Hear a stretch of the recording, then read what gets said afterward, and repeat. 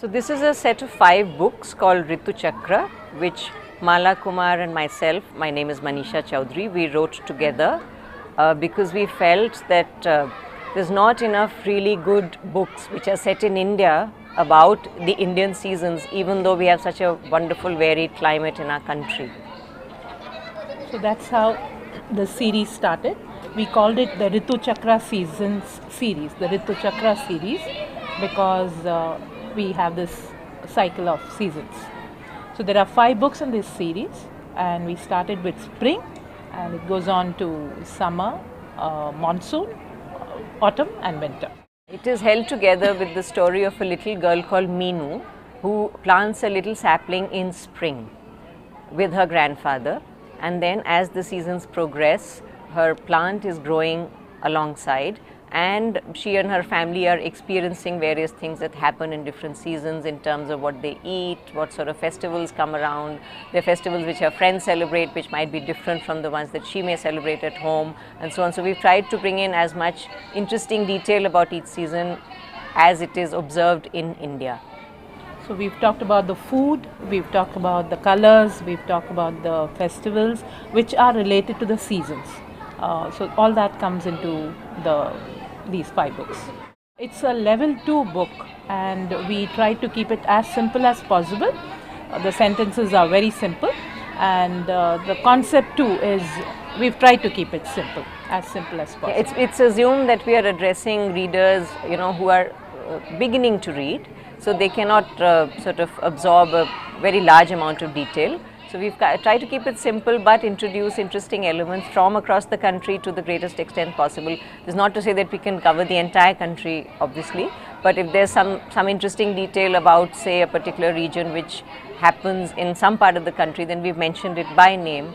And I mean, all children love festivals, and I mean, everybody relates to music, and food is another great binding element. So using all of these little things, we've tried to make each season a sort of it's complete in itself, yet it's related to the next book. So it's a hook that you want to read about the next season as well, even though if you read one book, you can learn about one season as well. We realized that there were some things that happen in the south where I live, and there are some things that happen in the rest of the country in the north which she was aware of, and it seemed like a good idea to team up. So we fed on each other's experiences, and that's how the books came about.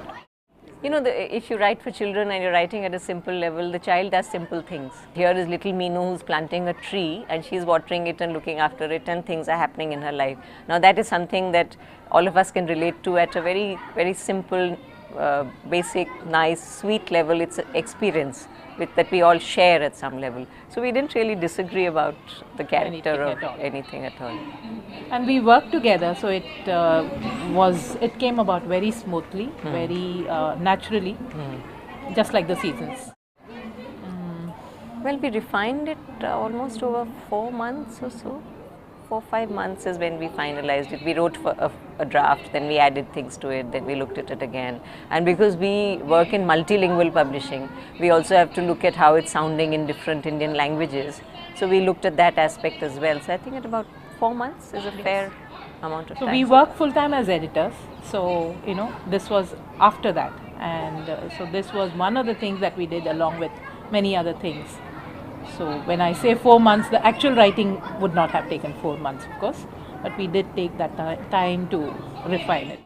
When you're writing a simple book for children, you know your baseline of what you want to address and what you don't want to address. The trick is in more selecting the right kind of material rather than, you don't have to do a lot of research, you have to leave out a lot. Because as authors or as editors who work with authors, people struggle to write for children because it's difficult to be simple. 3 to 14 is what we say. We have a level grid at the back which is really based on reading ability. It's not based on age. It's not based on age, but broadly the age range that we cater to is 3 years to 14 years.